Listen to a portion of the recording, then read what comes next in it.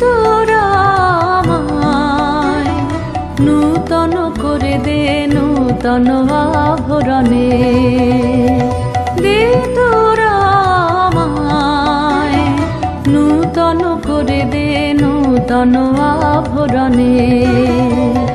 হেমন্তের অভিসম্পাতে রিক্ত কিঞ্চন কানন ভূমি, বসন্তে হোক দৈন্য বিমোচন নবলাবণ্য ধনে। শূন্য শাখা লজ্জা ভুলে যাক পল্লব আবরণে।